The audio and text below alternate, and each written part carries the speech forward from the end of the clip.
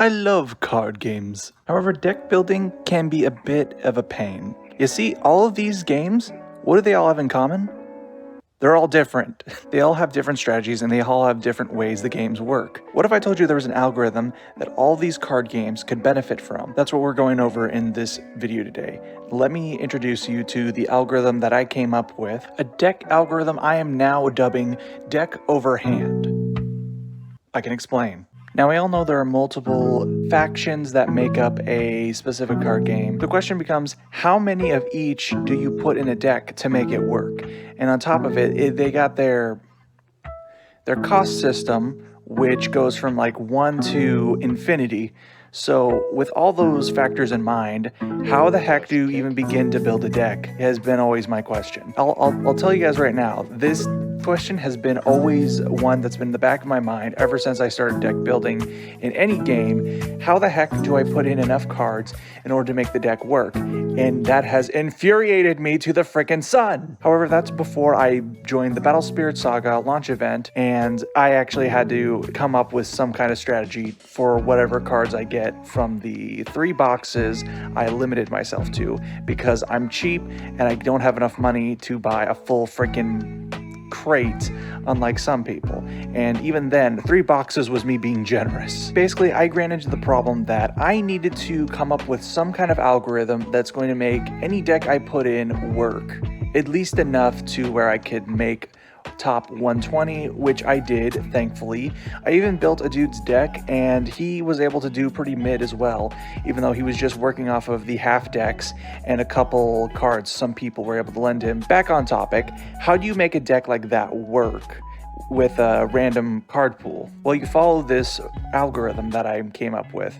Now, let's say your deck is going to consist of, say, a 50 card starting deck with a 5 card starting hand. Based on how many cards you start off with in your hand is how many piles you're going to want to divide your deck into. Hence, deck over hand, deck divided by hand.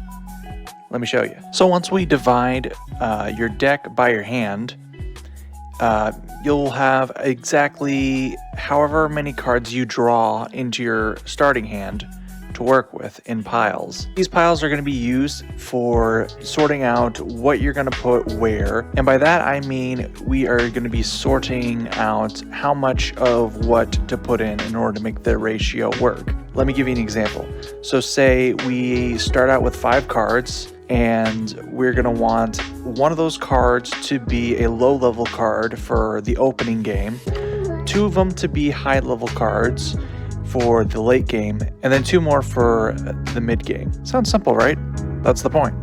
Using this ratio, it makes deck building a lot easier because all you have to do is just think about what you're going to want to see in your starting hand and then generalize those to different piles. Not sure how many support cards to put in your deck?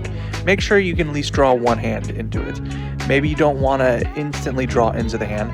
You're going to work with less than whatever the pile is. So it works as a limiter as well as a guide. And this is just the tip of the iceberg. I haven't even gotten into certain games where I've tested this and it's actually worked pretty well. Vanguard being one of them, and then of course we know about Battle Spirit Saga. So I'm going to be testing these out a little bit more, but I encourage you guys as well to please test this and let me know what you guys are thinking when it comes to making decks around this algorithm. In conclusion, the whole point of this video was to explain this algorithm and then relate to how this can help deck building in some ways. Although I know that this algorithm may not work for every single card game there is, I'm hoping that it does help new players figure out how to build decks better, and maybe even help experienced players finalize certain parts of their deck that they didn't think about. With that all said and done, thank you so much for watching. I hope you guys enjoyed it, and I will see y'all later.